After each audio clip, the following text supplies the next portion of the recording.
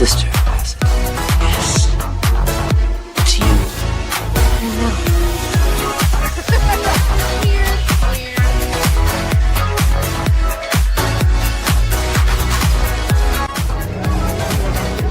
Wintertime here at Hogsmeade Village.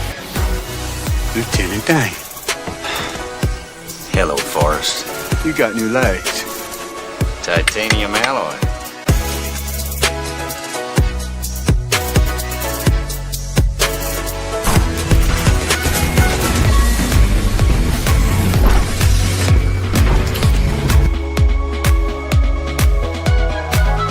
It's time for my summer sizzle, cool as a cherry popsicle. No, God!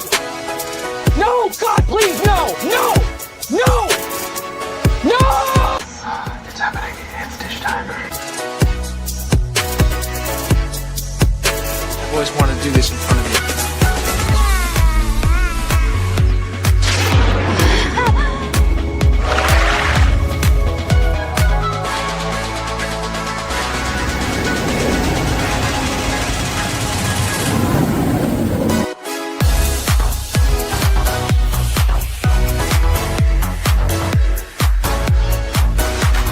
Creating content that enlightens and lifts you up. Dish, sir, dish. Me at Splash Mountain, just pepper these in here. Hello everyone, this is Kermit the Frog reporting live from the final showing of Muppet Vision 3D.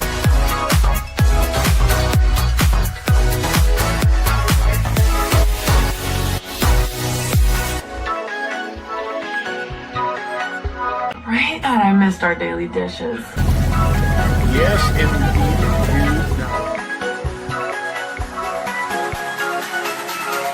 You know, I really don't remember you being this opinionated. Who knows? It's Hollywood, baby.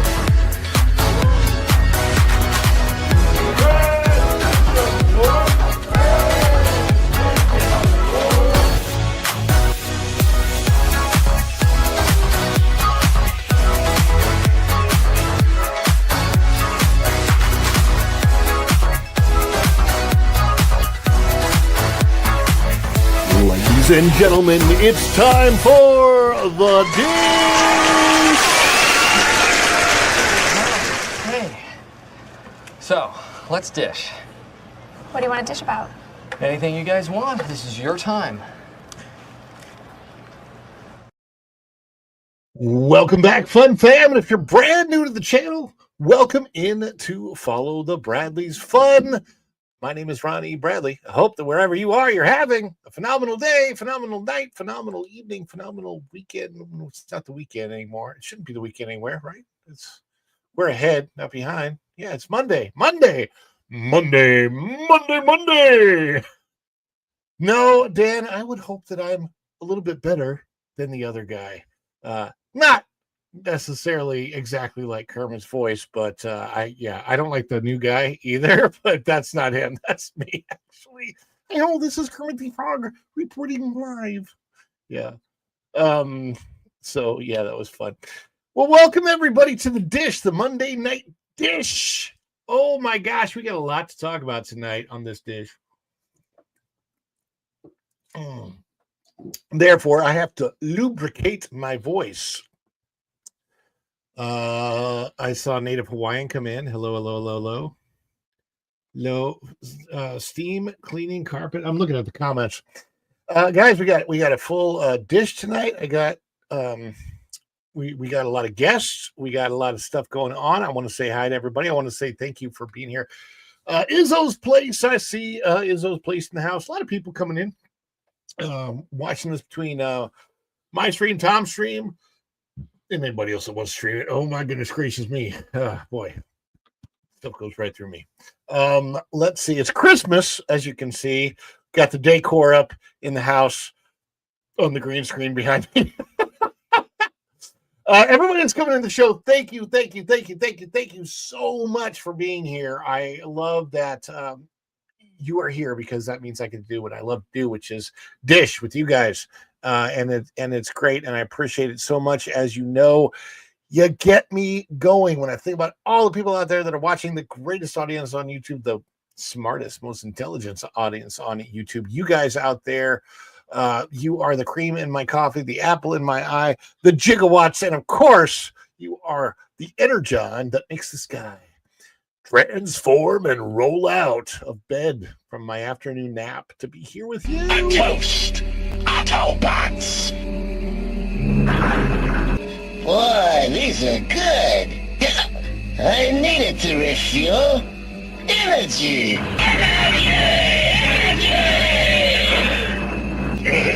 This stuff's the greatest.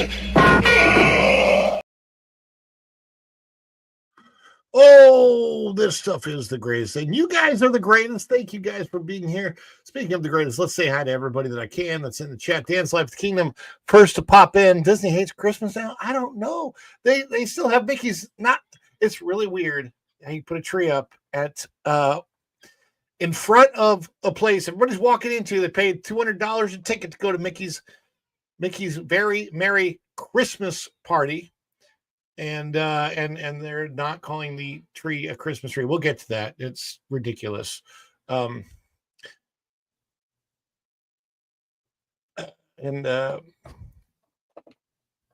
got Tom is out there, and we'll be here in just a moment too. Hold on, so just a second. Hold on.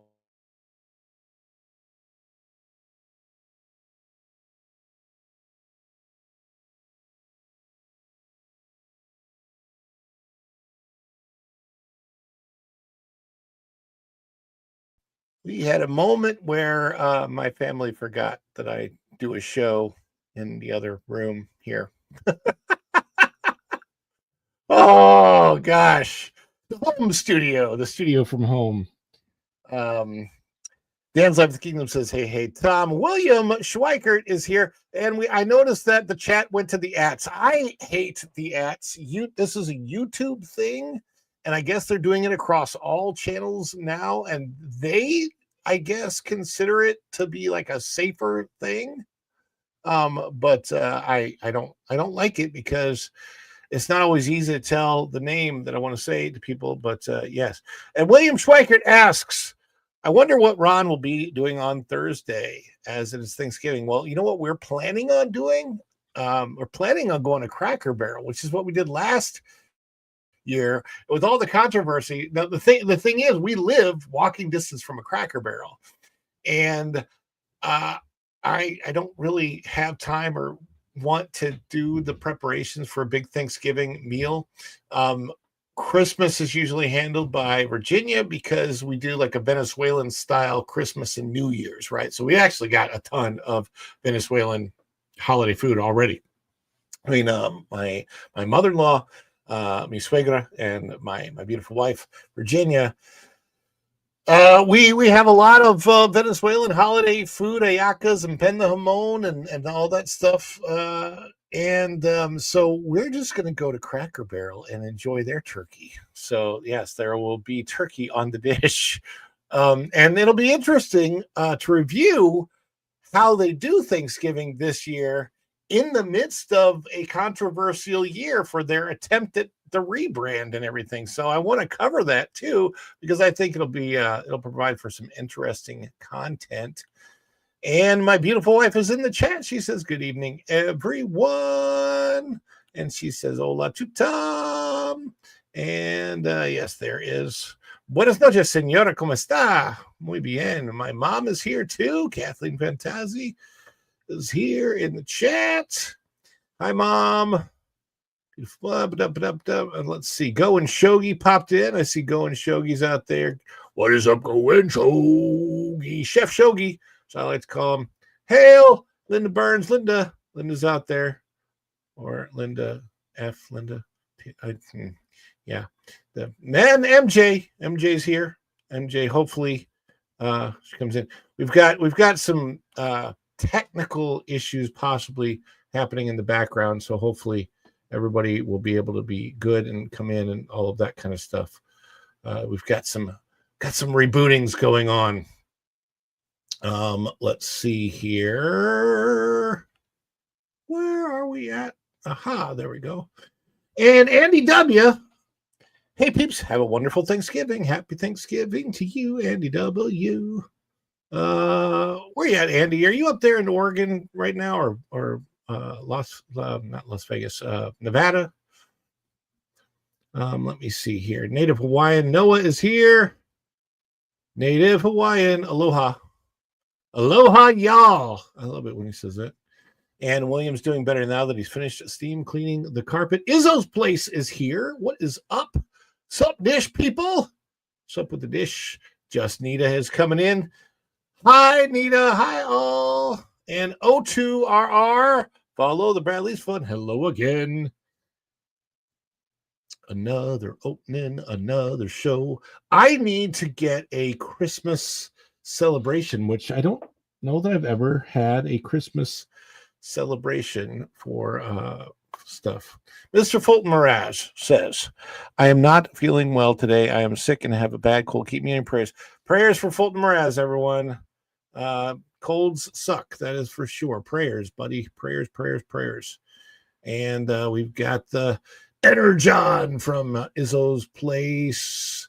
Let's see. We've got everyone saying hi to each other. Making sure I'm caught up. Up back in Nevada. Okay, there it is. Yes, our Venezuelan food is so just. I had an ayaka for dinner tonight. So that was awesome. And I know you guys don't know what ayakas are, but they are an amazing Venezuelan food. I'm hoping that my wife will do a whole breakdown of how to make the ayakas on her channel. I think it'll be a great video on Virginia Bradley Adventures channel. So do the breakdown. I'll help you cook, I guess, if I have to. Not really, but yeah, they are, or at least, you know what? I can film it. So let's get to the point. Let me talk about celebrations, why we do them, and what your part is in them. We do a celebration anytime we get support from you guys in the chats, whether that is a super chat, super thanks, super sticker, PayPal, buy me a coffee, or somebody becomes a member of the channel. There's a member milestone chat, or somebody gifts memberships. We like to celebrate that. And we all celebrate together in the chat. So when we're doing a celebration, okay, participate. That means throw down your member emojis in the chat. If you have member emojis and you're a member, throw those down in the chat. And if you're not a member of the channel, dance emojis, smile emojis, party emojis, firework emojis, any kind of emojis will do. What does a celebration look like? Well, we don't have the Christmas one yet. So that's something for me to work on for next week. But what right now? A celebration might look something like this.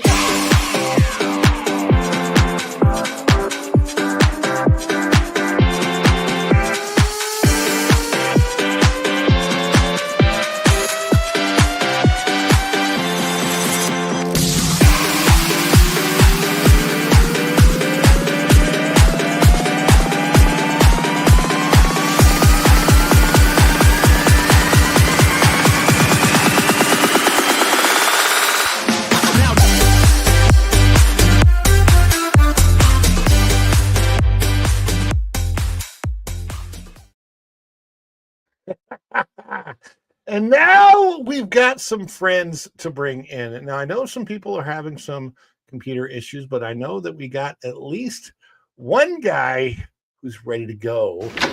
Afternoon, everybody.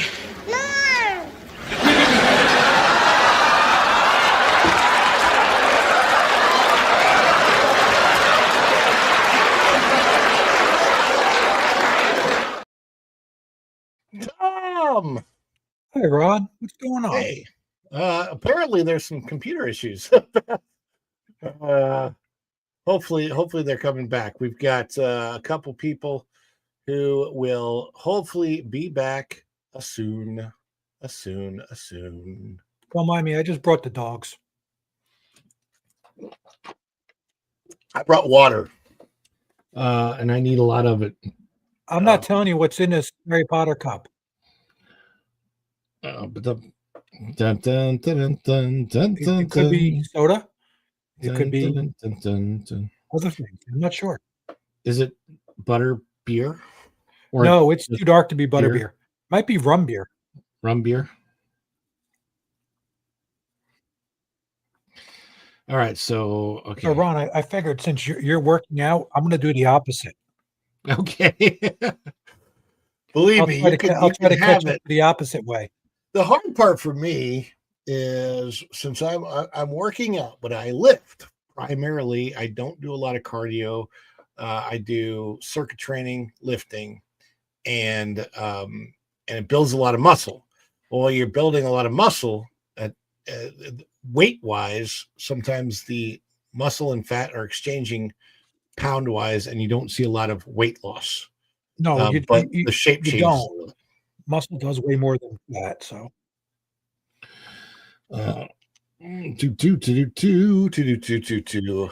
Oh, it looks like we have some people that might be showing up here. What's going on? What is going on?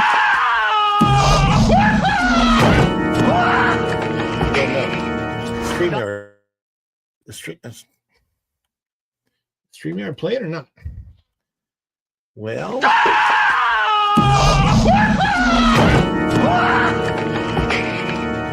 Doc, calm down, okay? Just calm down. It's me. It's Marty. No, it can't be you. I sent you back to the future. Hey, Doc, that's right, but I came back again. I came back from the future. Don't you remember last night? You fainted. I brought you home. This can't be happening.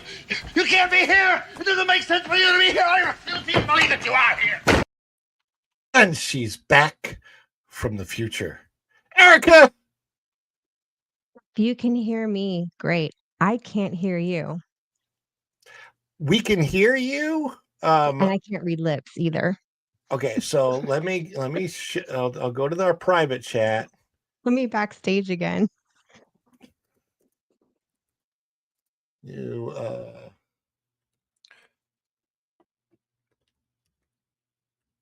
all right.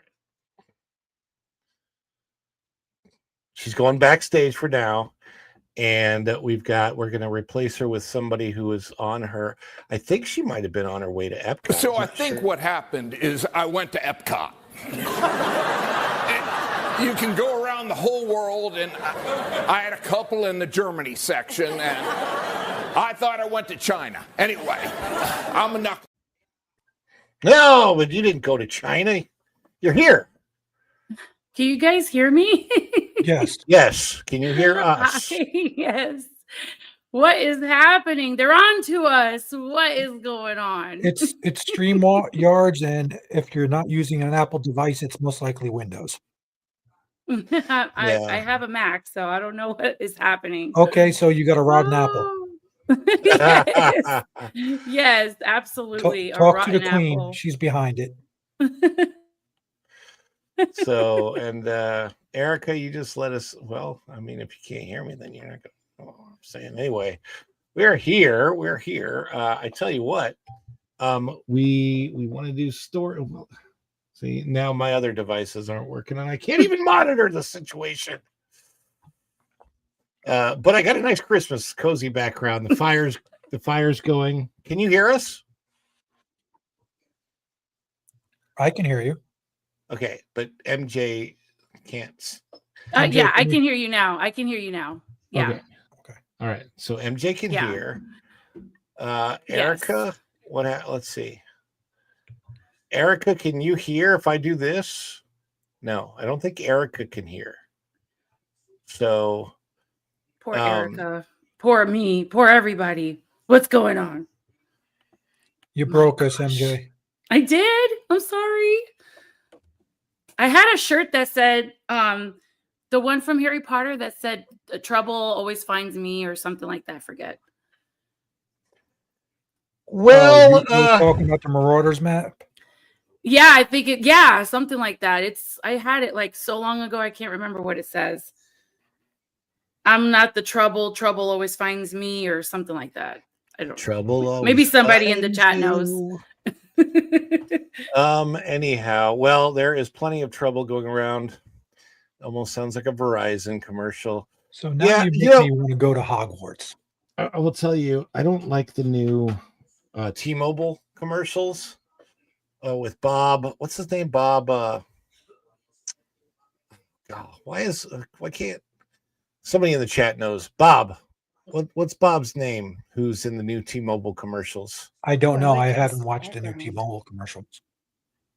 I like He's your walking- background. He's walking through an empty field, and he talks about T-Mobile being the best network on and like the best mobile network now, beating Verizon. He said Verizon used to have the best network, and now T-Mobile does, and it's been tested. And then he says T-Mobile opened up a can of Whoop Up. I'm like, it's not Whoop Up. It's I can't stand him. What is his name? He was just on the Joe Rogan podcast too. I can't think of somebody in the chat's got to know, right? He's got the big giant teeth, Bob. What is it? It's Bob something? Don't say. And I'm usually really good with commercials. I'm drawing a blank. Well, it's bothering me honestly, because sorry, don't know. because it's one of those. It's. I don't know if it's just my age or what it is, but when it happens, it's just like when I can see the guy's face in my head, but I can't think of his name. You know why? It's because all this search stuff has just ruined our brains. Oh, he was married to Billy Bob Thornton. That's it. there he is. Yes. Yes. Couldn't think of it. Billy Bob Thornton. All right, so Billy Bob, and he's super skinny now, like way too skinny. He doesn't look right. Yeah, and he is thin. Yeah. I noticed. I think it happens to a lot of actors. Actors have a tendency to try to stay thin for roles that they might get because it's not easy to lose weight for a role. It's easy to gain weight for a role. So actors have a tendency to stay thin, but they do it. A lot of actors do it without exercise, and so they don't look quite right when they thin down like that, and they don't have a lot of muscle. You know which actress I could never get over that actually made herself gain weight for the film, the series, Bridget Jones' Diary, Renee Zellweger. I can never get over it. Like, she gained all that weight. Not that she looked bad, but damn, she's just a beautiful individual. And I can't believe did they make her gain all that weight for that movie, for that franchise? I don't know. I've never watched any of those because it's not my thing. I'm sure they're not. I'm sure they're not bad. It was just. It's still funny that I've been very, very close to Renee Zellweger in real life. You know that one. I don't know if you've heard my New York story, but it's that I was in New York. Very first time I was in New York City, and I hear a voice next to me, and I'm like, "Oh, I know that. I know who this person. Who is that?" And I look over and I see her, and it's one of those things, right? You think, okay, it's somebody I know from real life because the voice sounds familiar, the look is so familiar, and I looked and she passed me, right? Like literally, we almost touched shoulders, and she went past me, and I'm like, "What? I know her from somewhere. Who is?" Oh, it's Renee Zellweger. She's a big star. Because I was like, I forgot. I'm in New York City. This is a place where celebrities might be hanging out, and there you go. And out and about. Yeah. That same trip, I was in Central Park, and I saw Noah Wiley playing with his kid, which I thought was really cool. So I left him alone because I'm like, he's just a regular guy having a good time with his kid in the park. So of course I'm going to leave him alone. But yeah, it's kind of cool. Yeah, she's one of my favorite actresses. She's amazing. The Bridget Jones' Diary was great. Yeah. But she gained weight for that film, I think. Now she lost all the weight. Well, she lost weight and she got some plastic surgery that, Did she? You think she got plastic surgery? No, I know she got. You just like her face? Oh. She's okay. admitted that she got some work. Oh, okay. She was like really thin for Chicago. Wow. But she was great. She was great in Chicago. I love Chicago. Let's bring back natural looks. Can we do that, guys? Out with the plastic, out with the fillers. Probably not. You're gonna put all the Michael J. Foxes out of work. Oh my Lord. That's a reference to the doc, whatever that was, country doctor movie that he did, where he was supposed to be a plastic surgeon. Then they made like a whole TV series that was kind of like that. Anyway, that's just crazy. Anyhow, well, while we are waiting for Erica, she's still rebooting, by the way. I just got a message from her. No big deal there. Let's see if I can bring this up. I wanted to check out where we are going with the numbers. And this is really before we'll get to the story, but we'll talk about the numbers. Well, let's see here. Let me see. Again, I told Tom this earlier. My computer is having one of those days where it just doesn't like responding to what I'm That's doing. okay. I'm trying to understand what William and Matt saying. I called you hippo poo or something like that. I don't remember saying that. I had some kind of It nickname had for you. something to do with the hippopotamus and me. Hey, it's Arlene. No, Arlene. I should remember your last name, which I'm sure it's like you're on my Facebook. Anyway, yeah, Arlene says she did get plastic surgery after the second Bridget Jones movie. Allegedly, it was because she had some sort of facial condition. Allegedly.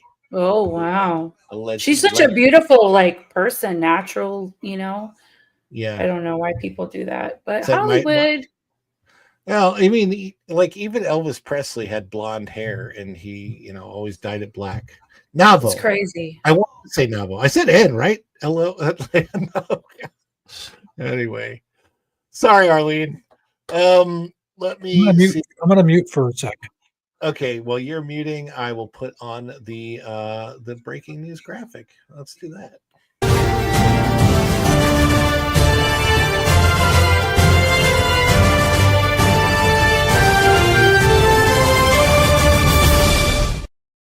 There it is, out of the numbers. This is the weekend box office.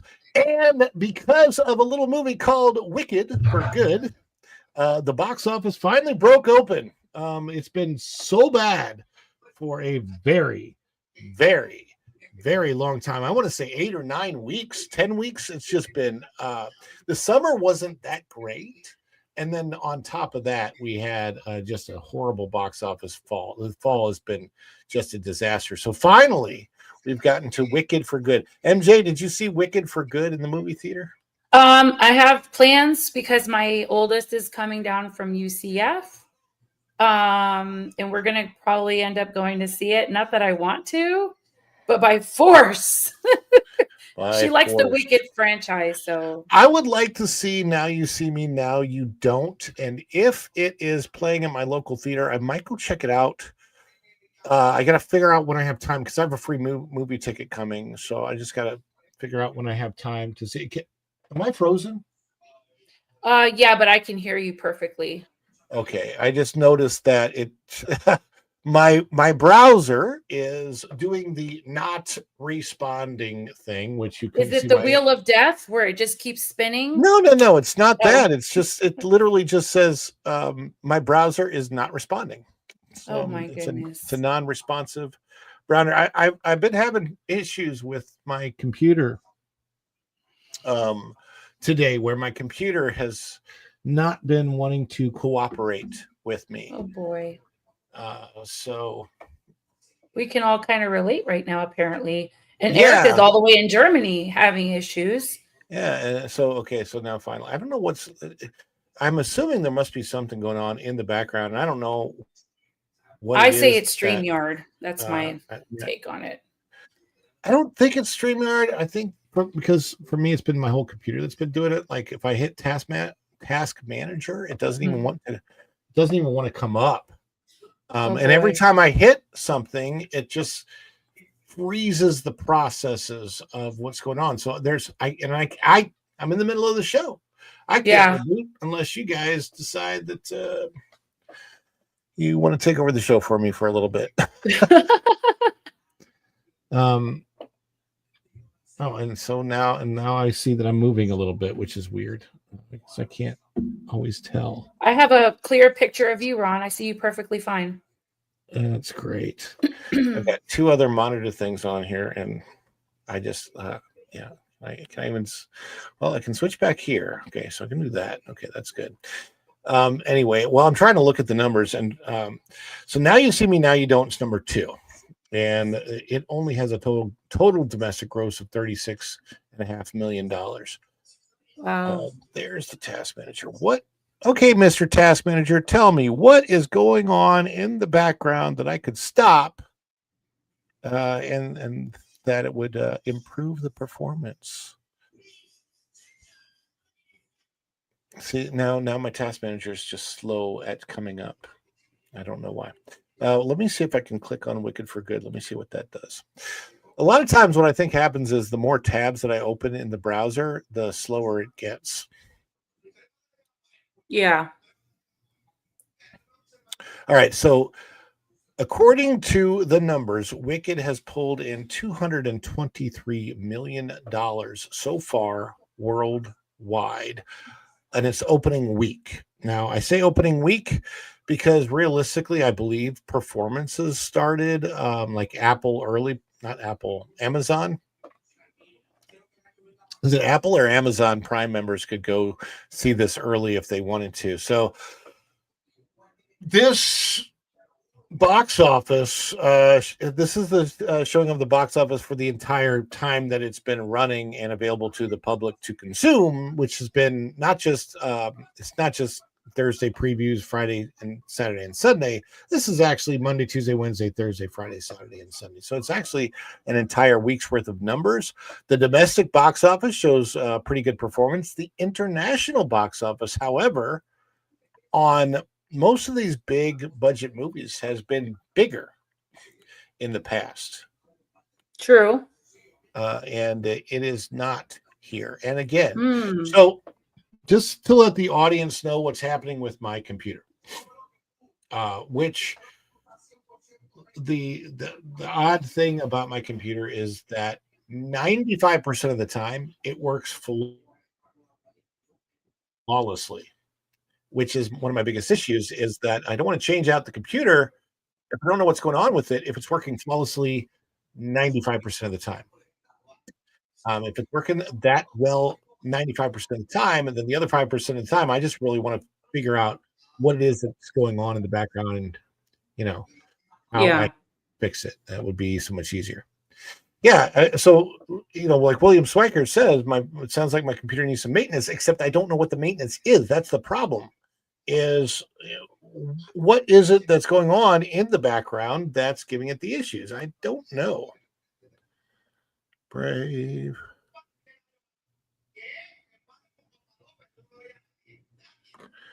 Okay, so let me see.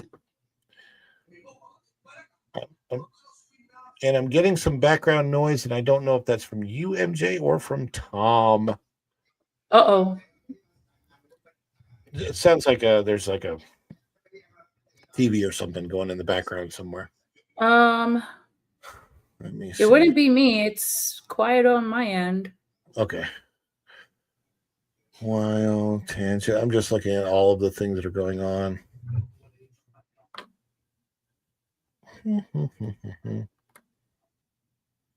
Nope. All right. Let's see what else we got. Okay, so we're looking at the numbers, and what we want to do is we want to look at the story. So we are going to go over to Deadline and check this out. Wicked for Good. All of the box office records broken. So apparently it broke a lot of box office records this weekend. There's also breaking news that Scarlett Johansson is going to star in a new Exorcist movie from Blumhouse. That should be interesting. When she's going to be the star of it, what role does that mean that she plays? Does that mean that she gets possessed, or does that mean she's the mom of somebody that gets possessed, or she's definitely not going to be, the priest, because she can't be. That's not a thing. She's got to be playing the mom role. There's no way she's not that kind of. I can't picture her playing that type of character. Oh, there's Erica. Hey. Erica's back. And can you hear us?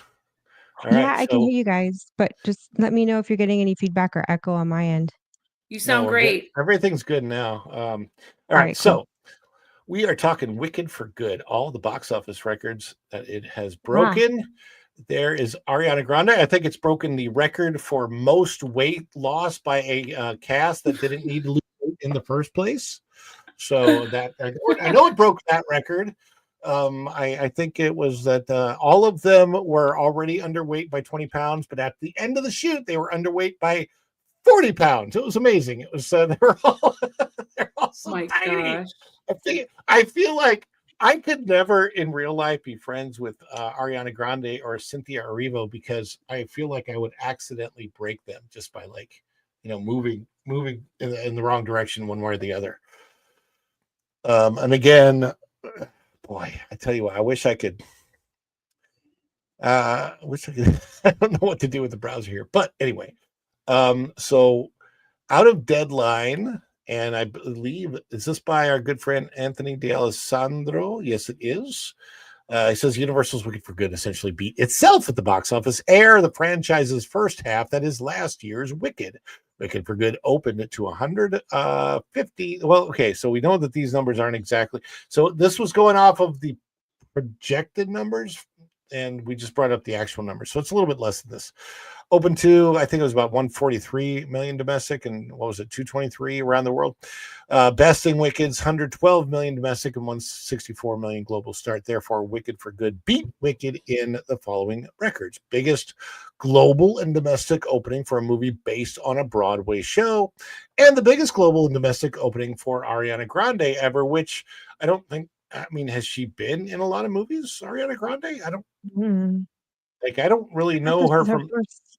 Wasn't this her first gig? Biggest global and domestic opening ever for Cynthia Erivo. Okay, that makes sense, obviously. Biggest global domestic opening ever for filmmaker John Chu. Biggest opening ever for a musical featured by Stephen Schwartz. Biggest domestic and global opening for producer Mark Platt.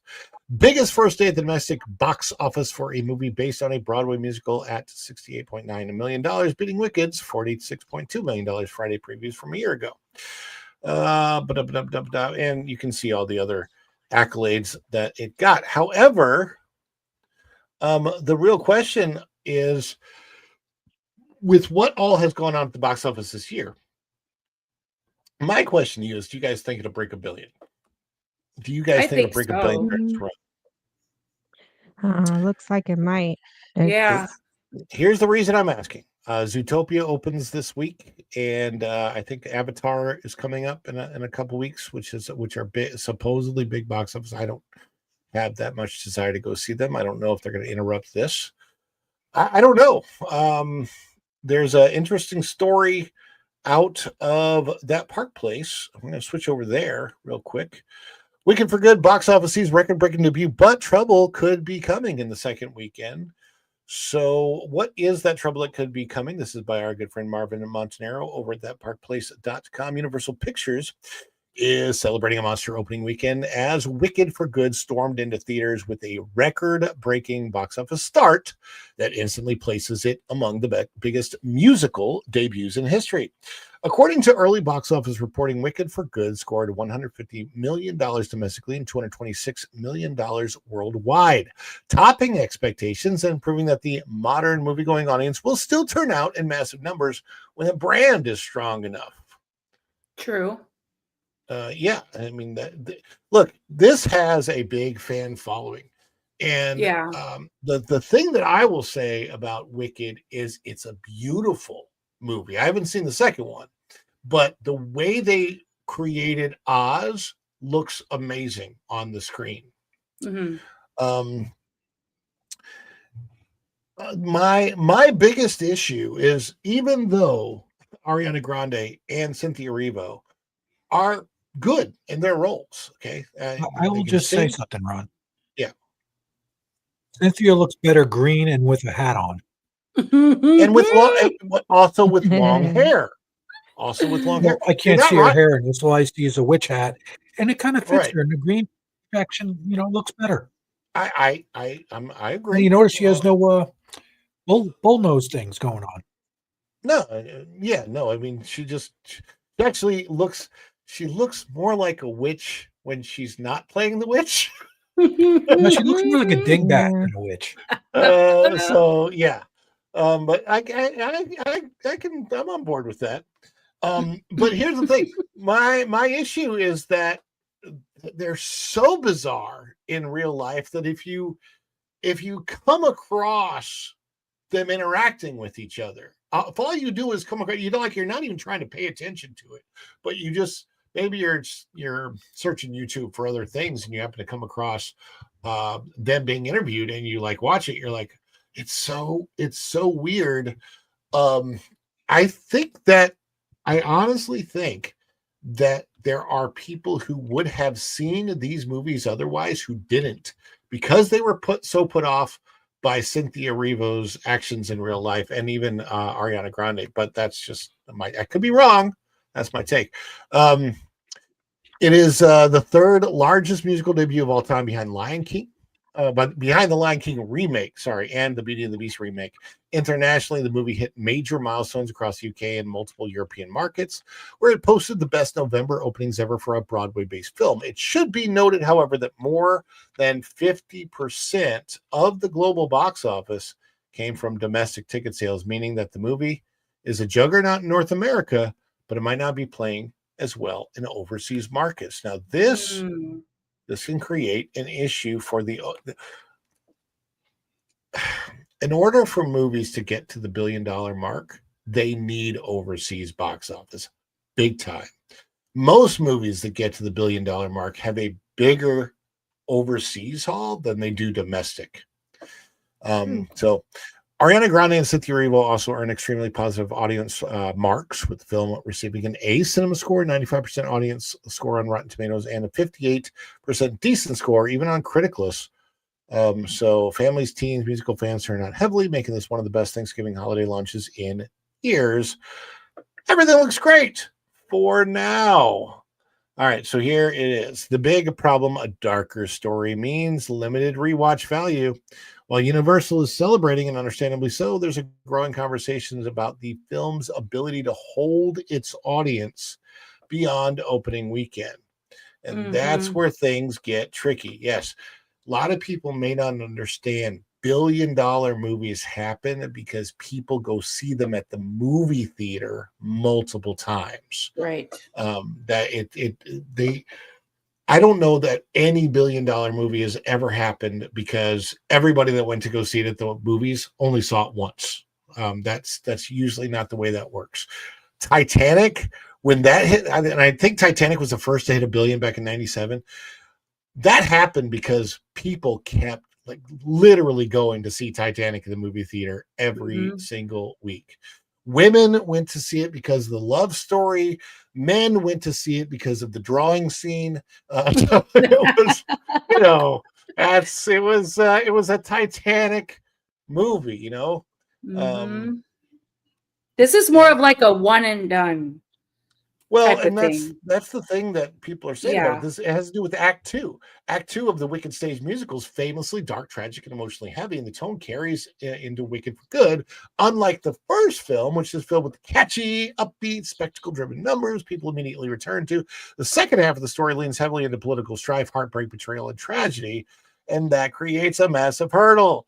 Dark musicals rarely generate repeat business. Families, one of the biggest movie-going segments, tend to avoid downbeat material. Younger audiences don't usually rewatch emotionally heavy stories. So, and then you've got Zootopia 2 coming up, which is where all the families are going to be going.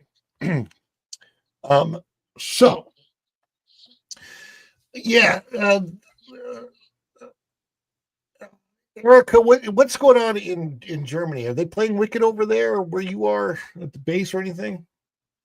That's what's interesting. I have not seen any signage.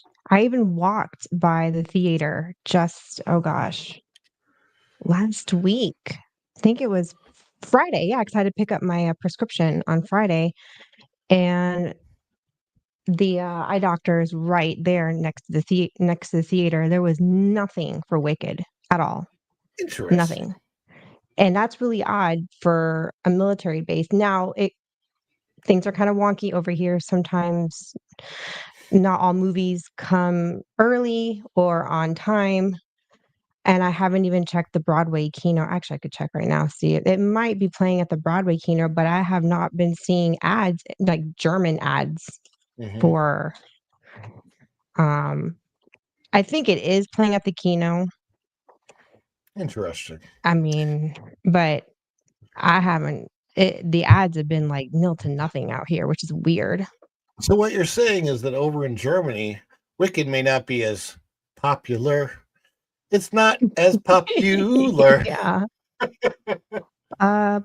Possibly. I'll let you know here in a second. It's playing Zootopia here. 2, is that showing is coming up this week over there? Okay, it is playing Wednesday at 5.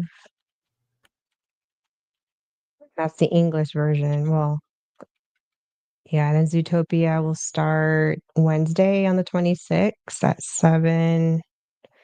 And this is the German theater. Boy, they're really behind it on base because I haven't even seen Zootopia. Like, unless they're just lazy over there. I don't know what's going on base. I don't know. Zootopia Jeez. came out. What was it? When was Zootopia? 2017? It was a long time ago. The original Zootopia. It has. I think it's been 2016 or something like that. Yeah. It's been a hot minute, that's for sure. I don't know. It's really weird for me, and because the same thing happened with Inside Out. Inside Out 2 took a very, very long time between Inside Out 1 and Inside Out 2. Same thing for Zootopia and Zootopia 2. I just, Zootopia 2 getting spit in the face. I did not like it. Hey, it's Robert Sprite. What is up, Mr. Robert Sprite? Good to see you in the chat there. It's, I didn't like the new Zootopia Better Together at Animal Kingdom. It's not something that I would, I didn't love the Bugs Life thing, but sometimes it takes something worse to come along and make you appreciate the thing that you thought you didn't like so much, but now you'd like it a whole lot better in comparison. Because Bugs Life made sense underneath the tree. And if you're going to do something, if you're going to change something, improve it. Don't make it worse. Anyway, so Zootopia is coming. Wicked for Good. I think it lands $700 to $800 million, maybe. But it could face issues. See, last year, Wicked, the original, kept playing in theaters into January, and then it had the sing-along re-release, and the theater kids really supported it, right? That's who went out. And plus, once it's in the movie theater for 3 or 4 weeks, then people are going back, and when they go to see it, they're seeing it for $5 or whatever. That doesn't cost them as much. They can return. That happened a lot with the original Wicked. I didn't see Wicked until it came on whatever streaming platform it's on. I think it's on Peacock. And it's okay.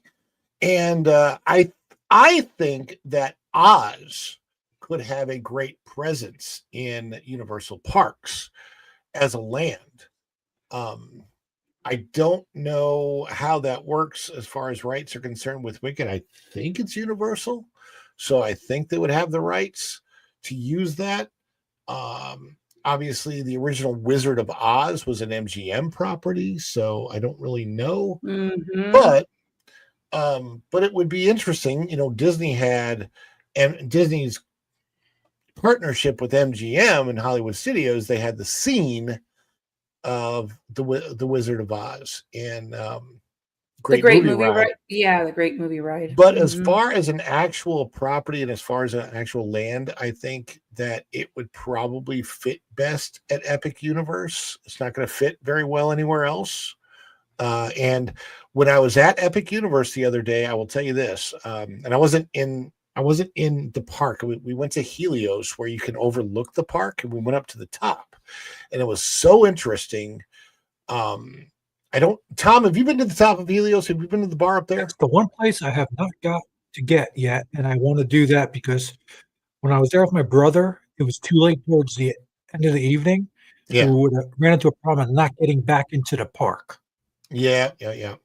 Well, okay, so we went up to the top of Helios, and you don't really, they'll let you go up there and look out. There's not a lot of people that go up there, surprisingly. At least not during the daylight hours.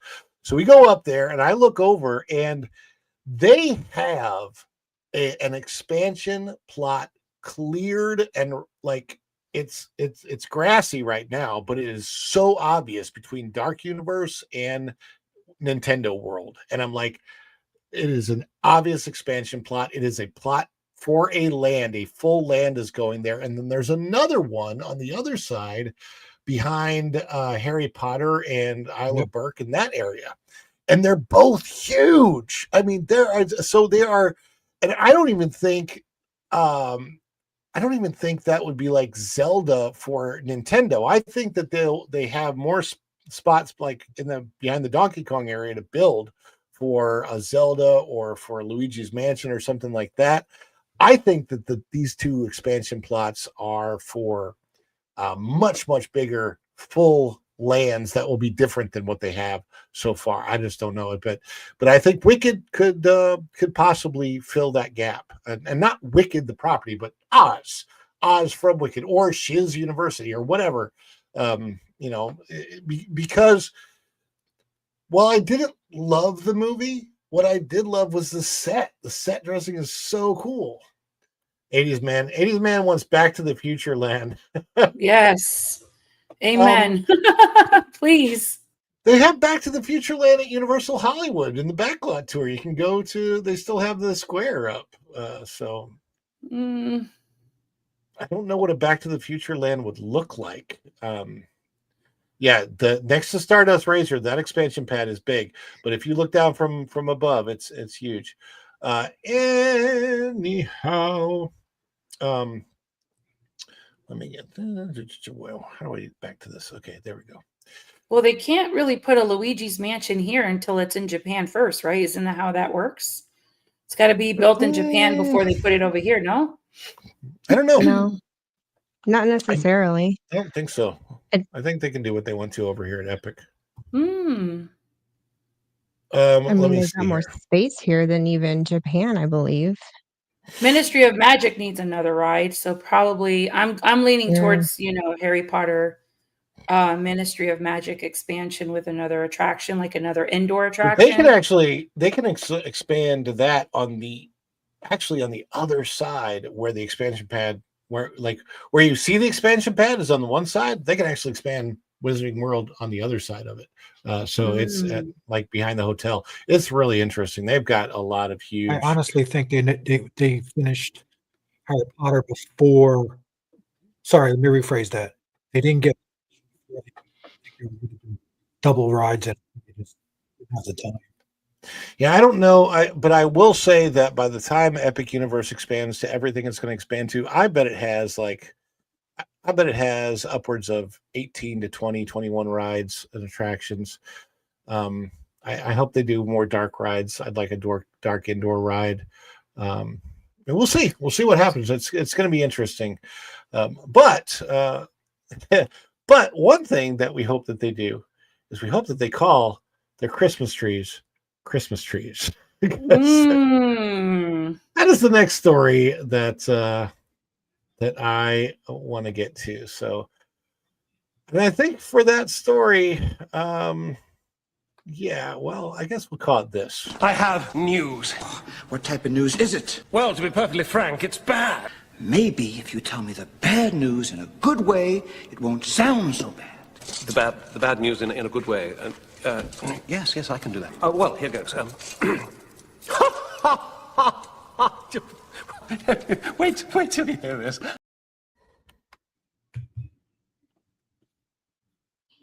No.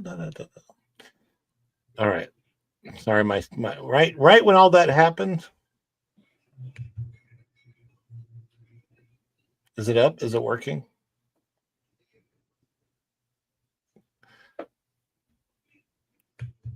I think I'm frozen. Like stop motion. Yeah, I believe I'm frozen. Oh, now it's going. Yeah. This is the tab, and it's funny because I have to share this out of X, but this is actually the tab that StreamYard hates. I don't know why, but StreamYard does not like the X tab. But this is out of Disney Parks. X post. Ever wondered how the Magic Kingdom holiday tree was installed? Here's a little gift for you. Well, their little gift is not calling it a Christmas tree. What in the absolute heck is going on with the Magic Kingdom not calling this a Christmas tree? I don't know, but this was bothersome. But what the reason I need to bring up the X post itself is so that you guys can see what the comments look like. If I can scroll down here, Christmas tree, Disney, Christmas tree. I think I also and I'm not the only one.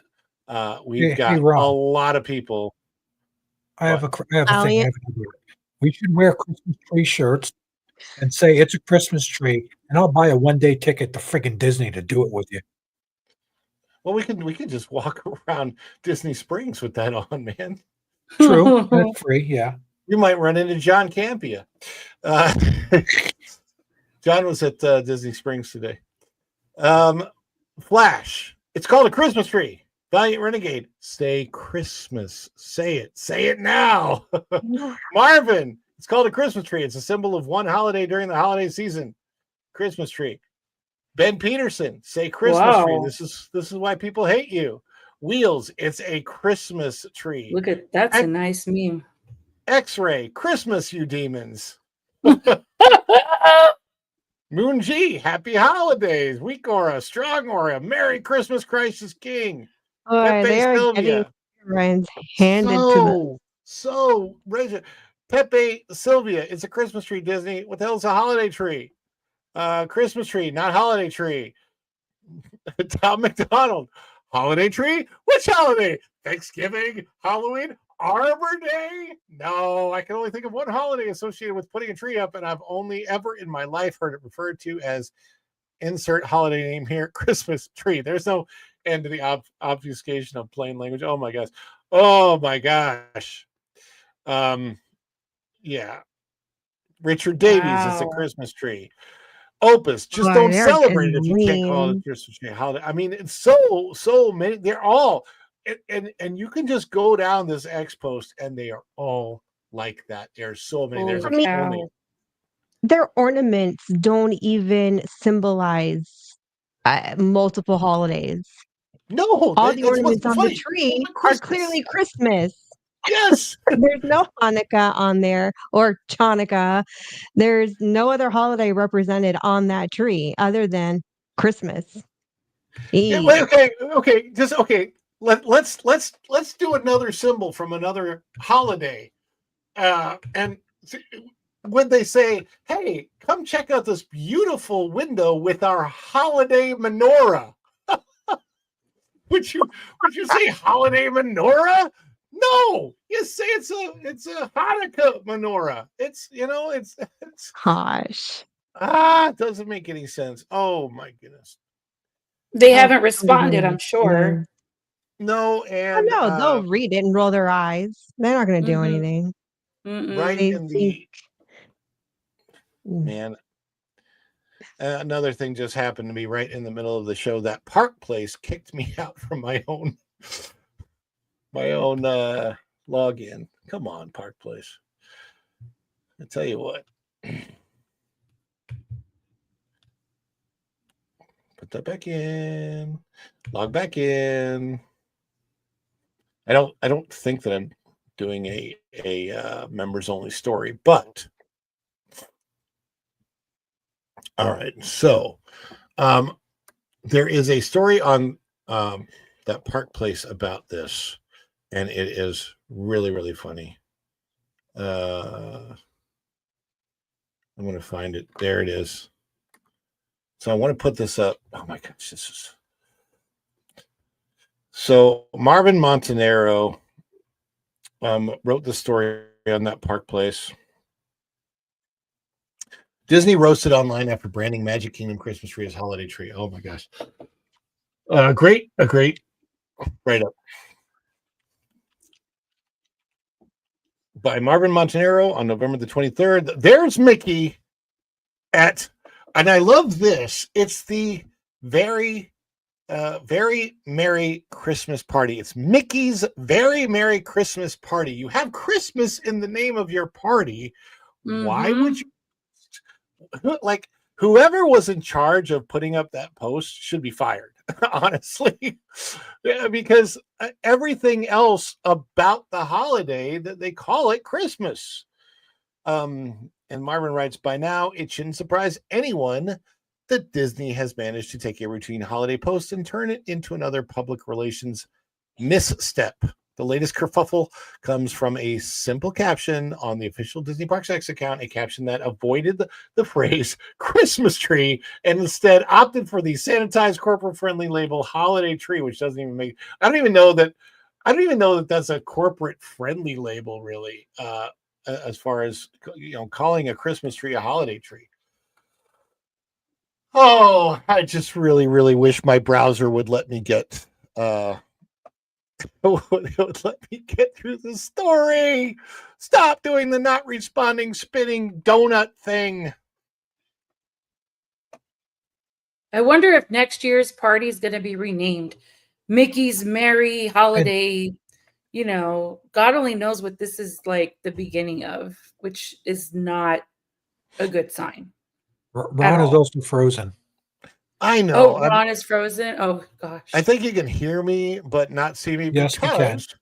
Because the browser has frozen without any reason for it. I don't know. Maybe because I switched again. The weirdest part is I think that it's, and I'm going to get rid of the X tab because that seems to be the tab that messes things up. I think X, when you bring up that website, I think it's got a bunch of stuff that happens in the background of that website. I could be wrong, but that's what it seems like happened. So anyway, but back on that Park Place. So there's the post that we just looked at, right? And if the goal, this is hilarious. If the goal was to avoid offending anyone, the result was the exact opposite. The comments section erupted almost immediately, and the sentiment was unmistakable. This wasn't inclusive, it was evasive, and it struck a nerve fans didn't hold back. Boy, was he right. It's called a Christmas tree from Flash. Yeah. Jeez. Comic stat. It's called a Christmas tree. Get it right. You alienate even more families with this nonsense. Valiant says, say Christmas. Say it now. God, it's awesome. Travis Heckle. What did Travis say? Christmas tree. It's not difficult. I think we read that one too. I like that one. Now, this is where the controversy becomes bigger than a single post. Christmas tree isn't the abstract concept Disney is making it out to be. It's a universally recognized symbol of a holiday that millions celebrate. Rebranding it as a holiday tree isn't neutral. It erases the specificity of how do I say the word? Specificity of the tradition, while Disney simultaneously profits from it elsewhere. That's why it doesn't make sense. It's all part of Disney's wider pattern of selective seasonal branding. The company has no problem selling you a very expensive ticket to Mickey's Very Merry Christmas Party, a premium priced event that proudly uses the holidays name. Amazing. But when it comes to a free social media post, suddenly the word becomes taboo. Whether Disney intends it or not, it feels disingenuous. It's one thing to offer happy holidays as a greeting. Plenty of people do that without issue. But it's another thing entirely to take a symbol that defines the Christmas season and pretend it could belong to any other seasonal event. You don't gather around the holiday tree or an Arbor Day. You don't sing songs about a holiday tree lighting. The phrase has no cultural meaning outside of corporate messaging. Disney misses something here. I get Christmas is associated with Christianity, and that's probably why Disney's trying to be all PC about it. But I know so many people that do not identify as Christian, do not follow the Christianity at all, and it's still Christmas to them. Yeah. It's a Christmas tree to everybody. Muslims will still call it a Christmas tree. Yeah. And you know, even if it evolved from pagan symbolism, that's not what it's known as today. What it's known as today, and has been for all my lifetime, is a Christmas tree. This is my look at it when I was in the park the other day. It's a beautiful tree. Call it a Christmas tree. It's and the funny thing is, there's a whole post on Disney Parks blog about the iconic Christmas trees. It doesn't make any sense. Tom, what do you think of them calling a holiday tree? I'm going to refrain from saying the F word, but F them.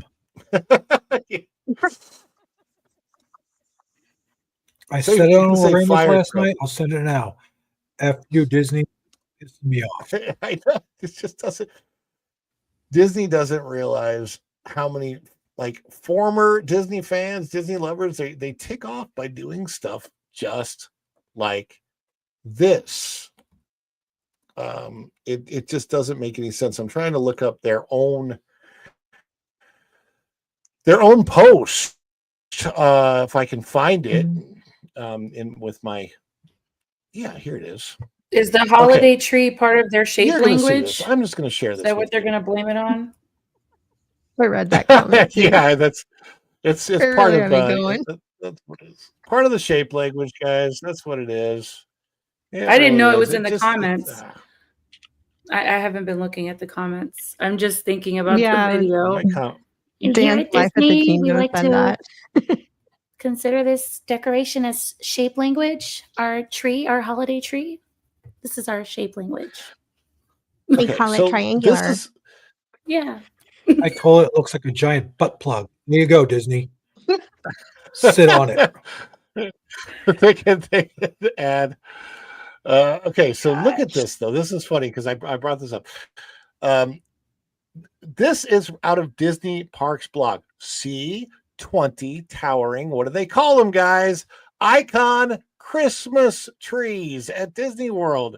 So if they're going to call it a Christmas tree on the parks blog, why would you make them say another? I swear to you, whoever put this out, I think this can be blamed on the individual, whoever is in charge of writing that post on X.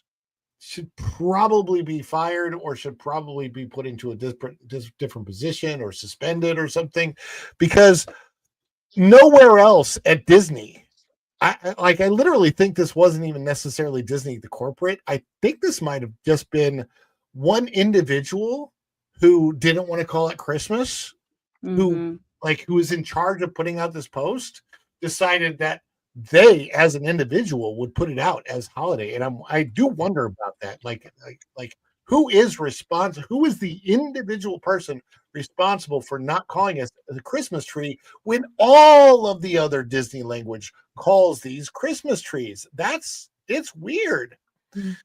Like, look at unwrapping the magic of icon Christmas trees. The whole point of this is the one at Hollywood Studios, right? The icon Christmas trees. I have a bit coming up about all the different iconic Christmas trees at Disney World. I mean, could you picture SeaWorld calling their Christmas village? Oh, the Sea of Trees? Yeah, well, they have that Christmas village. They have the Christmas village with Rudolph and everything else there. Oh, how They cute. do. They also have the other thing that they have at SeaWorld is a nativity that you can go see on the outside and a living nativity show, which was Oh, that's much more beautiful. upbeat. Yeah, it's an upbeat, fun family show. It's great.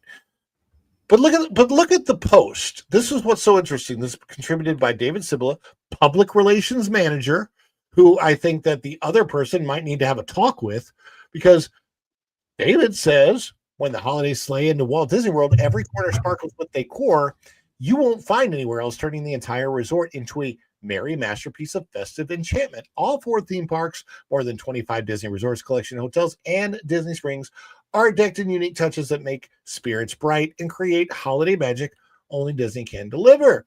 At the heart of this holiday celebration, 20 dazzling, and here it comes, quote, icon Christmas trees. stand tall and proud, each one a shimmering symbol of tradition, joy, and pure Disney storytelling. These magnificent trees invite you to unwrap seasonal magic and create memories that sparkle as brightly as their glimmering lights. And there is the iconic Christmas tree at the Magic Kingdom. Okay, so if the Disney Parks blog is calling this a Christmas tree, then the Disney Parks Post, I am almost 100% sure, like 98% sure, that post either didn't get correct approval or some management overlooked the fact that said holiday tree, because everything else that Disney puts out calls it a Christmas tree. So I don't think Disney themselves is embarrassed and calling it a holiday tree. I think this is a weird individual thing. I don't know. What do you guys think? Anybody else think it's an individual thing, or do you think that? Yeah, probably. And they need to be told that their language is outdated. Yes, they need to use We're not shape saying language. holiday anymore. The shapey language. Yeah, Their idiot behavior needs to go away. Yeah. Yeah, it doesn't make any sense, and I hope that they want to identify the tree as a they them. Actually, I don't know that does the tree have trunk is pronouns? skinny, so they might say it's a shim. Yeah. It's a shim, I don't know. Fits in a door crack. A shim, It's a Shem, Ham, or Japheth. I don't know. But yeah, that is weird. Good. Just to let you know, if we do have a goal of 5 supers. That could be 99 cents and up. I want to let everybody know. If you're saving for the holidays, I get it, so don't do anything. But if you can, that would be great. If we get 5 tonight, we are going to do a special members only stream on Saturday. And I just want to let you know that's coming up after Thanksgiving weekend. What is the Saturday called after Black Friday? Is it Black Saturday? How does that work? Black Saturday. Sleepy Saturday. No. I was talking to my wife about this earlier. I don't understand the term Black Friday because who I don't understand that. Why does anybody know where the term came from? I asked that question a long time ago and I got an answer to it, but I forgot. I'll find out. What Black Friday means? It means if you work in retail, you're going to want to drink heavily at the end of that day. Oh, I will tell you, Yeah. 2008 Black Friday, I had to work at Best Buy and I had to get up at, I don't know, 3:00 in the morning or something. I had to be there by 4:30 or 5. I can't remember what time I clocked in. Now, the thing is, retail stores do it very different now than they did then because so much shopping is online. Thank goodness. Remember that we went through also that whole period where like for 5, 6, 7 years, everything was open on Thanksgiving at noon. Remember that? Oh yeah, I forgot about that. Yeah, it was a period that came and went because online shopping helped save that. Thank goodness, so that employees could get their Thanksgiving days back. But the Black Friday thing, when it's not nearly as bad as it used to be. It used to be like people would get trampled because of the deals and the way they had things set up. And in 2008, it was definitely like that at Best Buy. And I was working, but my role, I had a role that basically I didn't even feel like I needed to be there. I worked for the Geek Squad at checking in broken computers. That's all I did. So you didn't even work on them. I mean, that was the funniest thing to me is that at 5:30 a.m. somebody came in and wanted their computer fixed, and I had to check it in. But I think that was like the only one. It was really weird. No, I had nothing else to do. It was a bizarre day. And by the way, I will never shop at Best Buy because I worked for them and I know way too much about them now. So it's. Their empire is crashing right now, anyway. So. If you think that Disney is the practices. I wouldn't say Best Buy, when I worked for them, was quote unquote woke. It wasn't that, but they had practices that were just very, very deceptive to the public. And I will never, ever shop with them or do business with them or anything. I don't care what products they have. I'll find all of that at Amazon. But that's. I have the origin of Black Friday. You guys want me to read it to you? Yeah, read the origin of Black Friday. I'm interested. It's a 19th century financial crisis, and there's two primary origins. So it's that plus the 1950s Philadelphia Police Department's use of the term to describe the chaos of post-Thanksgiving crowds. Over time, the retail industry adopted the negative connotation and reframed it as the day when retailers' finances move from the red to the black, symbolizing profitability. That's Black Friday. I just say Black Friday for Black Metal Dog Band. Well, we have another Christmas tree related story. If I can, I thought I had it up and then I lost the tab. Okay, so give me a second. I want to bring this up. Not a bad story. Don't need that. Here we go. But I want to put this on the stage. There we go.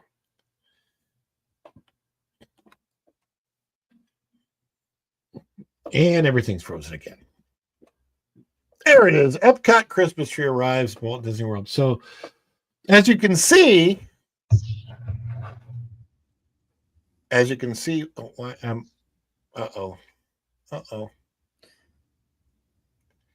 just went away from me. We still see it. The World of Frozen is being built in Paris. That's why we're freezing up.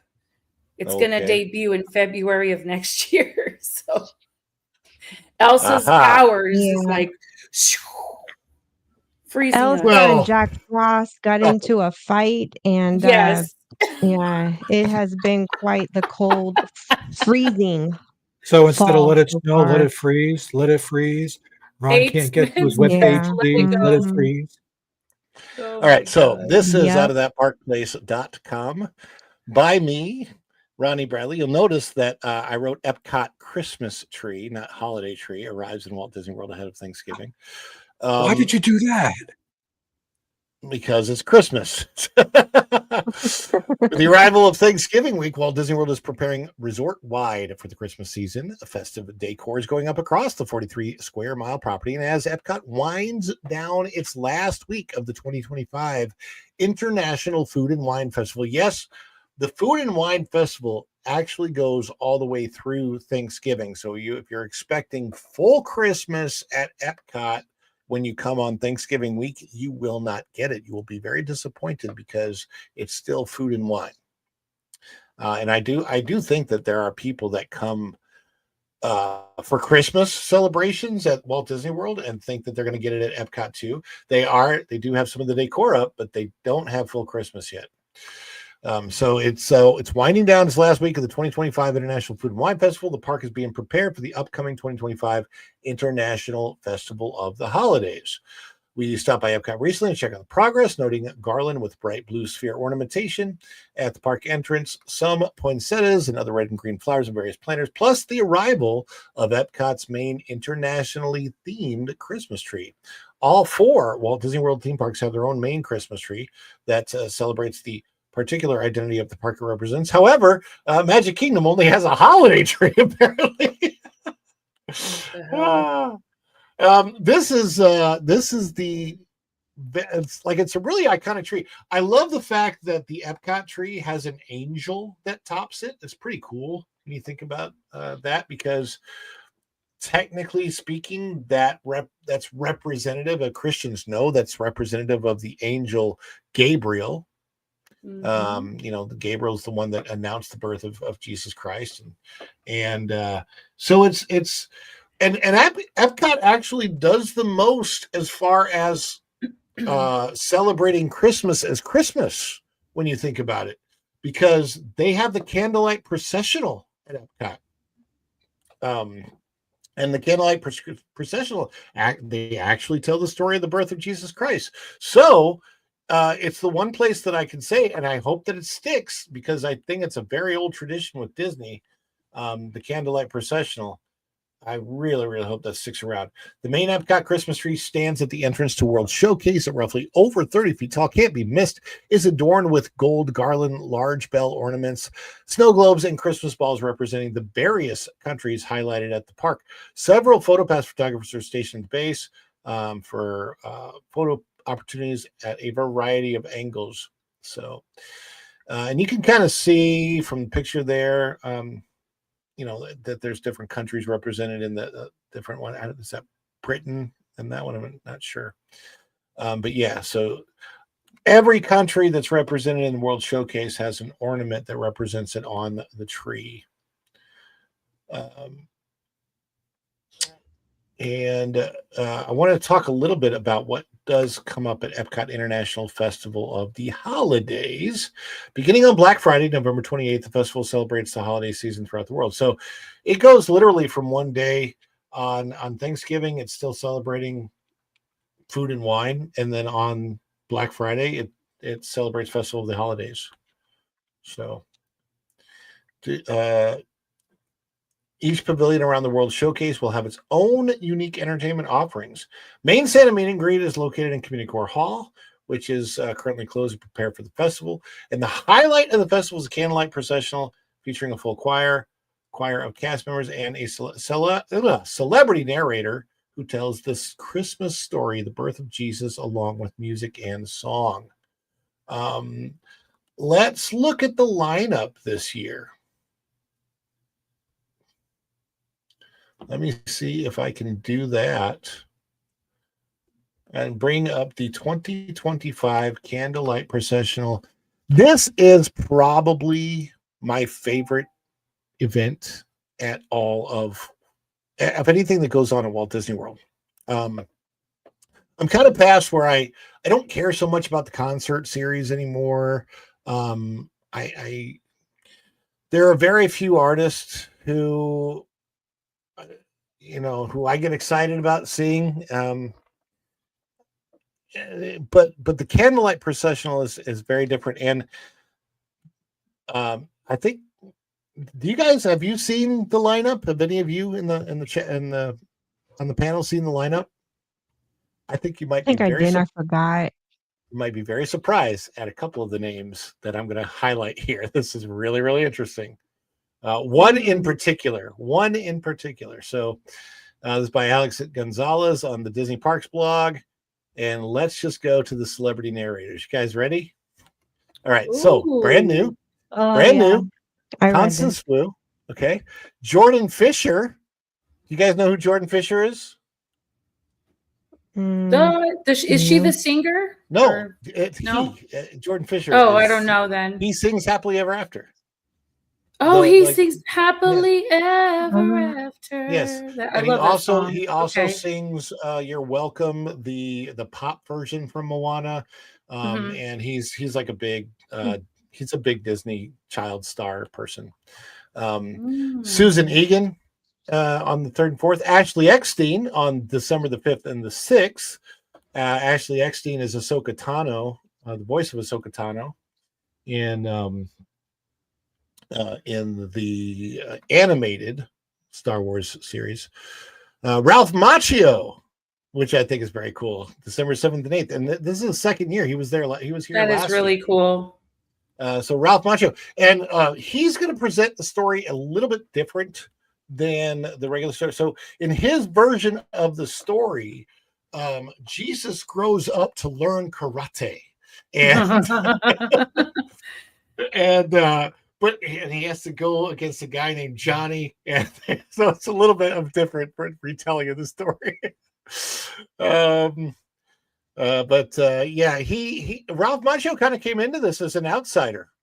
That's cool. But Ching, come on, guys, did you not get that as an outsider? Never mind. The Outsiders, Ralph Macchio. Okay. Somebody in the chat got it right. All right, so okay, bad joke. Leslie Uggams is on the 9th and 10th. Marlee Matlin, which will be very, very interesting because obviously she will speak and probably also sign the entire thing herself. Now, there's always sign language interpreters, but Marlee Matlin, being deaf herself, will probably also do the signing. That's and beautiful. I've seen her in person. She's a darling. Henry Winkler. So Henry, I'm just imagining Henry Winkler. And he was like, and then at that was the moment when the baby Jesus was born. Hey. I like Lauren Daigle. That's cool that Yep. she's new this year. That's great. And then, of course, the fan favorite Gary Sinise is back. Brendan Fraser is coming back, which is awesome. On one of the days that I'm blocked out, so that sucks. Won't be able to see him this year. Luis Fonsi is on the 23rd and the 24th. On the Christmas is Joel David Smallbone. I don't know who that is. Me neither. But then this is the one that really got me. Brie Larson. Brie Larson, Ms. Marvel, Captain Marvel herself. Oh, is on December the 27th and 28th. And she is really trying to, I think, rehabilitate her image. I mean, coming in and actually doing the Christmas Story is huge. And then on top of the announcement, she was just announced being in the new Super Mario movie. And she was at also the opening of Epic Universe. And she's gonna play Peach, right? Was she in the Princess Rosalina? Princess Rosalina. Sorry, Rosalina. But she was in the King Kong movie, right? Yes, she was. Okay. She was in King Kong. She was Captain Marvel. She was in oh god, why can't I think of it? With Chris Evans and what was it? She's Dan's working Life her way Kingdom. up. No, yeah, I mean she only got flack. She said some things a few years ago that put her on the bad side of the public. Because she mentioned like her movies not being for white men or whatever. Whatever she said, it was nowhere near on the level of Rachel Zegler. And it was like really only a couple years that went by. She got on a couple of people's nerves. When the pandemic happened, she started up a YouTube channel and just kind of basically started posting about her life and showed that she was like a lot more down to earth. And I really think that she has, unlike Rachel Zegler, she's really worked on rehabilitating her image. And I think she actually has a chance of, making a big comeback. So even though the Marvels just was absolute trash movie, it didn't have to be. I don't blame her. I don't think it was her fault. I think the writing on the Marvels was awful. The script was awful. It had a lot of potential, but they just messed it up in a lot of ways, unfortunately. I like Thor the Dark World better than I like the Marvels. Actually, I like Thor the Dark World a lot better than most people do, so whatever. And then it ends with Cheryl Lee Ralph. Does anybody know who Cheryl Lee Ralph is? I don't know who that is. Bruce Newhouse says it's a Christmas miracle. So yeah, this is the lineup at the Candlelight Processional. I think it's going to be a good lineup this year. It's something I get excited about. It is one of the highlights of me having an annual pass is that I will be able to go see that. And it looks like what I usually only get to see maybe 1 or 2 nights of this. So I might try to hit up Ralph Macchio. I think, well, actually, if I could do Ralph Macchio and Henry Winkler, that might be really cool too. So, because I'm blocked out, I think after that, I think I might be able to catch Lauren Daigle, but I have like the lowest level pass. You notice who's not on the list? There's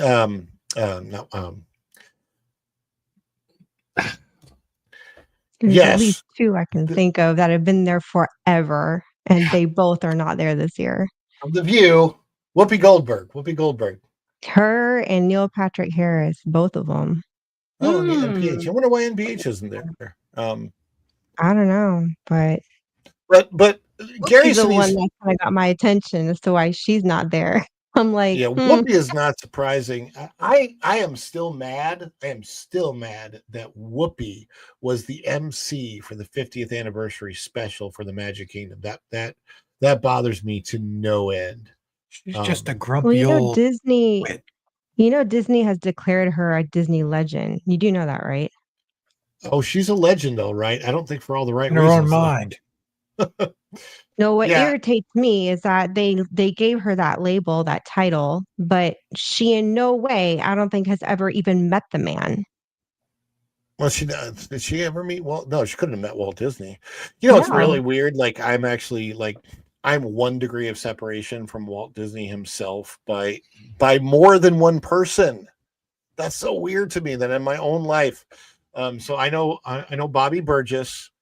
I was his next door neighbor for a while. That's Bobby Bobby on the Mickey Mouse Club. He was the Mouseketeer and one of the original Mouseketeers. And he was my neighbor for like 6 months. We used to talk all the time. And I didn't even know that he was that Bobby that whole time. It was just like, it's a guy, right? Really That's nice, crazy. nice guy, nice neighbor. But he knew Walt, right? He obviously knew Walt. And then the other people that I know that know Walt, that knew Walt personally pretty well are the Osmonds, because I worked at their theater. And that's definitely 1 degree of separation because the Osmonds were discovered by Walt Disney. It's such a funny thing. Like the whole family, they were out at Disneyland. For those people that don't know, it's an interesting story. Hey, I see DL Findle is in the chat. Yeah. Also puts you 1 degree from Lawrence Welk. Well, that is true. I am 1 degree from Lawrence Welk. I don't know very much about Lawrence himself, but you are absolutely right. The reason I know Bobby is because he was actually, Bobby and Elaine were performing at the Lawrence Welk Theater, which we lived across the street from at the time. So that's why he was my neighbor. So it was in Branson, Missouri. So I'm looking at the chat and reading that. But yeah, turn on the bubble machine. Hey, I will tell you this: the Lawrence Welk show at Branson, it was a fun show to go see. I always enjoyed going to see it, and of course I got in for free because I knew Bobby. But yeah, it was. It's really weird. The Osmonds were visiting Disneyland and had already, been rehearsing and practicing and performing. Young kids. This is before Donnie, before Marie. This is the older boys, and they. What's the barbershop called at the Magic Kingdom at Disneyland? Was that Disneyland? Oh, it's Main Street. The Dapper Dans, right? Dapper Dans. Yes, yeah. Okay, so the Dapper Dans were performing, and the Osmonds were watching them. Okay, now remember, this is like the 1950s, right? So it's a different world than it is today. The Dapper Dans are performing, and the Osmonds kids, I don't know which one it was or whatever, but said, "Hey, we're a barbershop too. Can we perform for you?" And the Dapper Dans were like, "Hey, that'd be cool." And the little Osmond kids performed for the Dapper Dans, and the Dapper Dans liked them so much that they said, "Hey, you guys are great. We want to show our manager."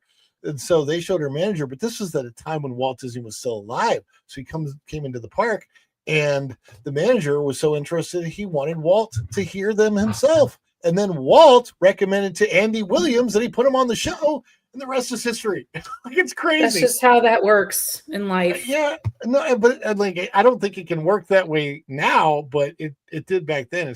It's crazy, to think about that. And yeah, it's wild. Anyhow, that is the Candlelight Processional story, and I think we have maybe one more. Oh, yes.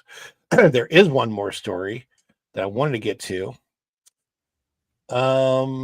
Yeah, this is there's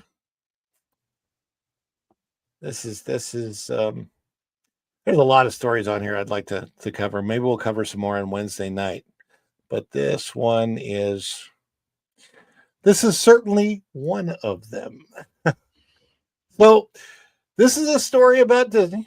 Okay, so I'm going to forewarn you that before we get to the actual story, you're probably going to want to have a little bit Lowered expectations. I'm going to Disney. yeah. Big Thunder Mountain reopening pushed back. New permits extend refurbishment window despite vehicle testing. And this is one that I was researching and worked on. This is out of thatparkplace.com by me. This is interesting.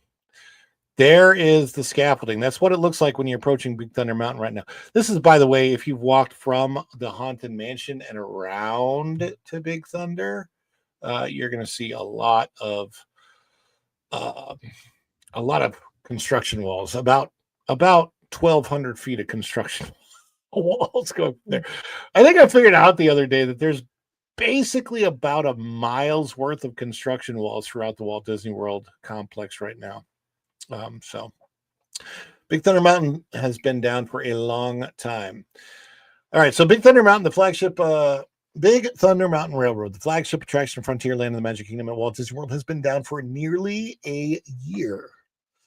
Having closed at the tail end of last year's holiday season on January 6, 2025, this extended Big Thunder Mountain refurbishment was scheduled to last for about a year. Now it's looking like it could go for quite a bit longer before reopening. A new permit was filed amidst coaster testing. It appears that most, if not all, the track has been removed and replaced with new track, and recently a few trains have been spotted as Imagineers have begun testing. While that signaled a potential return for the ride sooner rather than later, a recently filed document points to a later than expected reopening. If you go to thatparkplace.com, you can click that link and you can actually see the document itself. On November 17, 2025, Walt Disney Imagineering filed a notice of commencement with Orange County for contractor Coastal Steel Group. Disney's been working with Coastal Steel on the rebuilding of the track for Big Thunder. Notably, this current permit doesn't expire until, get this, November 2026. Next year. Goodness. Yeah, that is because so here's the way, and I looked over the permit myself. What it says is that this permit expires 1 year from the filing date if no other date is mentioned and no other date is given. So they have a year, right, with this. So this permit actually does go up to November of next year, giving Disney a much longer window than was previously expected for the Big Thunder Mountain reopening. So here's the problem. There's signs of ongoing refurbishment. We recently visited Magic Kingdom to get a closer look at Big Thunder Mountain Railroad and the ongoing refurbishment process. Now, long before approaching the ride, scaffolding can be seen atop the mountain structure from a distance. Construction walls extend from the right side of the ride and continue around the former Rivers of America, stretching all the way around to the Haunted Mansion in Liberty Square. Lots of construction walls. That area is also undergoing a major renovation to become Piston Peak, with rides based on the Pixar Studios Cars movie franchise. This effectively cuts off the majority of Frontierland, which will be completely different. Shouldn't it be called Pissed Off Peak? Yeah, did you say pissed Pissed on off. peak, Ron? That's how it's pronounced, right? It said Piston Peak. I'm just reading it. I'm You're just so reading it. Closer up, we noticed a few Imagineers on site looking over the construction while scaffolding covers portions of the ride queue and track area. Signs in front read, "Notice, Big Thunder Mountain Railroad closed until further notice by order of Barnabas T. Bullion, founder and president of Big Thunder Mountain Mining Company. Questions or concerns may be addressed to interim foreman. You be patient." That's what the sign reads. So you can see it right there. You be patient. So here's what work is being done. When Big Thunder Mountain does finally have its grand reopening, guests will hopefully be thrilled by expecting new enhancements. The comprehensive refurbishment includes a full track replacement, new opening scene with enhanced storytelling, and upgrades to the Rainbow Caverns with improved lighting. The project also addresses general structural and cosmetic work, repainting portions of the mountain and renovating the queue area. When Big Thunder reopens, thrill seekers can expect a smoother and more immersive experience. Hopefully, Disney will deliver on these promises to this fan favorite attraction, especially with the downtime involved. So when is Big Thunder Mountain reopening? Guess what? We don't know.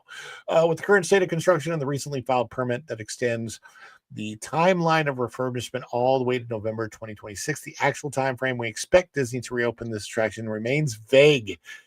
As far as I know, Disney said nothing about it. Will it likely reopen next year? While it will likely reopen next year, the question is when. Will it be in time for spring break, possibly March? If not, then does it reopen for the summer season to help celebrate America's 250th birthday? You can see the scaffolding. This is how it looks from a distance. It's been like this for, by the way, it's been like this for months. Like I have noticed it a long time. It's just, I don't know what's going on. Fans of Big Thunder want to be able to ride it again as soon as possible. Unfortunately, Disney Imagineering recent track record for construction and refurbishment on projects such as Light Cycle, Tron on Light Cycle Run, Tiana's Bayou Adventure don't inspire hope for Big Thunder Mountain Railroad to have its grand reopening anytime soon. When it does finally reopen, hopefully Disney delivers a wildest ride in the wilderness that will have been worth the wait. What do you guys think about how long they're taking to refurbish one of the main attractions at the Magic Kingdom? I mean, people used to go to the Magic Kingdom for what? It was the big three mountains, right? Big Thunder Mountain, Splash Mountain, Space Mountain. Yep. What are they doing? What are they doing? They're looking at walls. They're being herded like sheep to walls. Yeah, it's true. That's true. Mm-hmm. I'm just wondering, because the ride is so old and it was originally manufactured by Aerodynamics, which went out of business in 2001, and now it's SNS that owns them. I'm just wondering what hiccups they have run into, because they're completely retracking the whole thing. Mm-hmm. And if they're going that far, and if the refurbishment is taking as long as it is, that tells me they're going to probably have new trains as well as a whole new track system. I'm just curious, like, what hiccups they're running into, because that is a very old attraction from a different company. Hiccup is at Epic Universe. Is this an opening day attraction? I forget, guys. Is it from 1971? It's not an opening day attraction. The reason I know that is because when I went there as a kid, first time we went, oh, here, I got to remove this. And then how do I do this? There we go. The first time that we went to the Magic Kingdom was 1977. And then, damn, Ron, we could have ran into each other as kids and never knew it. Yeah, maybe we did. I went back. I think when we went back in 1980, I think that was the year that they had opened Big Thunder Mountain. So and this is my footage from a while back. Yeah, it opened in 79. Okay, so now they're opening it and they're seeing all the uh-ohs. It better open on time for the for America's 250th next year, because that's already on the agenda. So yeah, well, for that they have until July, technically speaking. I really do wonder, because July 4th has been such a slow date the last several years. Yes. I wonder what they're going to do to advertise to get people into the park this year, because if they can get people into the park on July 4th, 2026, they might be able to get people back, in the years after. And the attendance has been so bad lately. Yeah. Yep. I'm thinking the same thing. I'm wondering if they're also going to add any of those projection mapping elements, like what Disneyland's Thunder Mountain has. It's cheap. If they're adding those easier enough for them to embellishments. do. Well, I'm just trying to think where they would come from. So is it projection mapping on the mountain? Because No, it's inside when you're going up, okay. when it's rocking and you get the dynamite flares going over you. That could happen, because they're talked about changing the Rainbow Cavern, so that could definitely happen. I don't know. Wait, I was going to say they're going to change the Rainbow Cavern? Aren't the Skittles Nations going to go nuts over that? no, they'll still have Care rainbow less. slides. They probably didn't even know it was a thing until Disney opened their stupid mouths. Yeah. I didn't even know about it at all. To me, it was just a cavern you're riding through on a roller coaster at Disney World. I didn't think anything beyond that. Yeah. Not everybody gets Well- into the nitty gritty of these attractions. Like, Not all rainbows are associated with that. That's the weirdest there's part that about too. that symbol Oh, is true. that It's so the sad. fucking Disney opens their mouth when it's not even like a twinkle in anyone's eye. All of a sudden, like they plant the seed, they plant the thought, and then that. that's what I don't Skills like. Nation. And that's why I don't like Strange World, is because of I don't think you should aim that kind of information at children.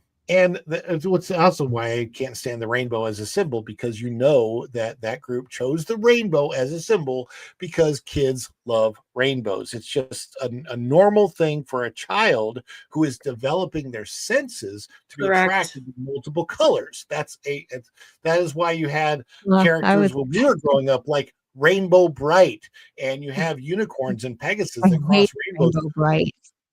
But I mean, Really? all I'm saying is that when I Yeah, was a I kid, didn't. I was rainbows not a didn't fan of mean her. that, I thought rainbows were ugly. Yeah, I was not into rainbows. I did not like Rainbow Bright. It's okay. You and I could have gone Yeah. bowling together. That would have been fine. I could have been your bowling coach. I I forgot didn't to mind list that rainbows with among my Care Bears. jobs. That didn't bother me, but Rainbow Bright was just like over the top for me. I could not get into that character at all as a kid. No. Well, no more rainbows. Before we head out, I want to do one quick reminder. We do like to celebrate. I want to celebrate all the audience who's been here tonight. So celebrate with us in the chat. Lay down those magical emojis. And let's